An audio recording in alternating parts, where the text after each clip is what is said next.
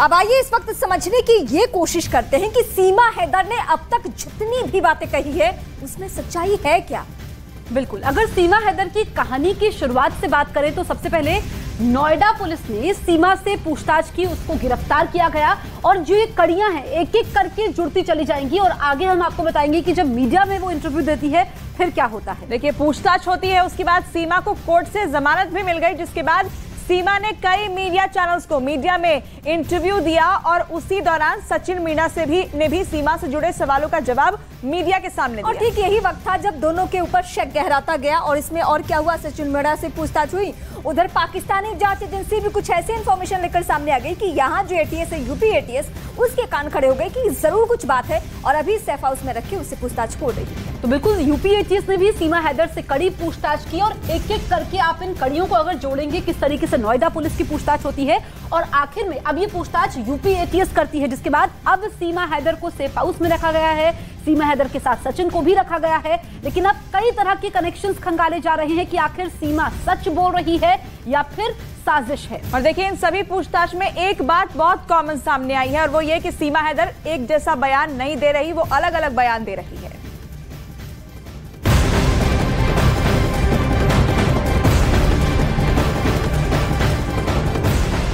सीमा दो देशों की सीमा को लांघकर हिंदुस्तान तो पहुंच गई।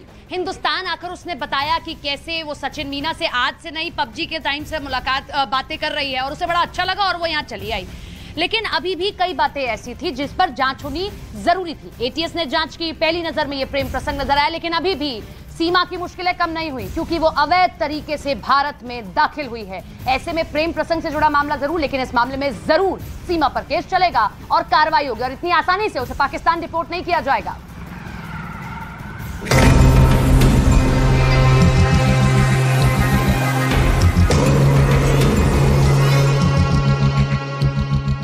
तीन दिन की पूछताछ के बाद सीमा हैदर को लेकर अभी भी कई ऐसे सवाल हैं जिनके जवाब का यूपी एटीएस को इंतजार है।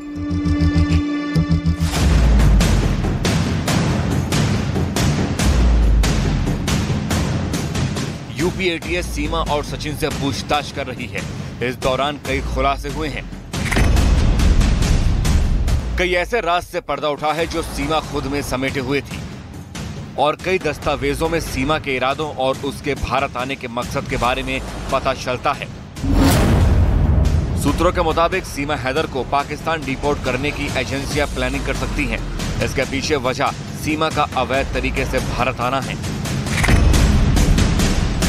सूत्रों के मुताबिक सीमा हैदर के खिलाफ अब तक की जांच में जासूसी के सबूत तो नहीं मिले हैं, लेकिन सीमा गुलाम हैदर जिस तरीके से अपने चारों बच्चों के साथ दुबई होते हुए नेपाल के रास्ते भारत में दाखिल हुई थी और बिना परमिशन सचिन मीणा के घर में रही, वो पूरे तरीके से अवैध है।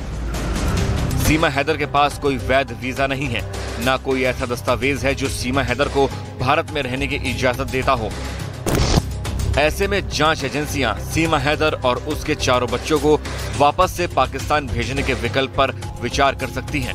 हालांकि इस कार्रवाई से पहले जांच एजेंसियां हर तरीके से अपने संदेह को पुख्ता करने की कोशिश करेंगी। जैसे सीमा के पास मिला अवैध आधार, सीमा के पास मिले 6 पासपोर्ट, सीमा के पास मिला टूटा मोबाइल, सीमा के पास मिले सिम, सीमा का दुबई कनेक्शन, सीमा का भारत आने का रूट और सीमा के सर्टिफिकेट में अलग अलग उम्र।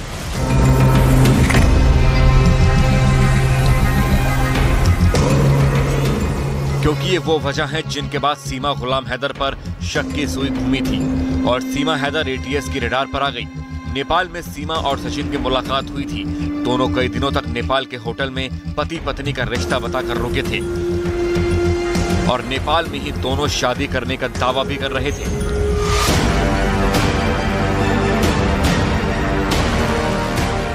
हमारी टीम ने नेपाल के उस होटल के मालिक से संपर्क किया तो क्या कुछ जानकारी मिली, वो भी सुनिए।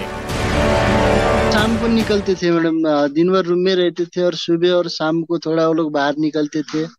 तो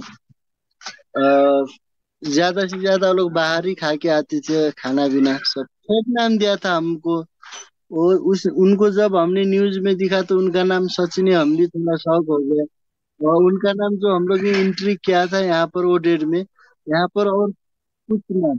शादी तो पशुपतिनाथ मंदिर में शायद हुई थी, और ये हमको भी उतना आइडिया नहीं है। मैंने जो वीडियो दिखा था, जो उन्होंने सिंदूर डाले थे, वो सिंदूर यहाँ जो हमारा ये रूम का था ना। यानी गलत नाम, गलत जानकारी और गलत पते के साथ सीमा हैदर और सचिन मीणा नेपाल में कई दिनों तक रुके थे। एटीएस सूत्रों का दावा है कि टीम ऐसी तमाम सबूतों की तस्दीक करने में लगी है, और अगर सीमा हैदर जासूसी के आरोपों से बरी हो जाती है तो उसे अवैध तरीके से भारत आने पर डिपोर्ट किया जा सकता है।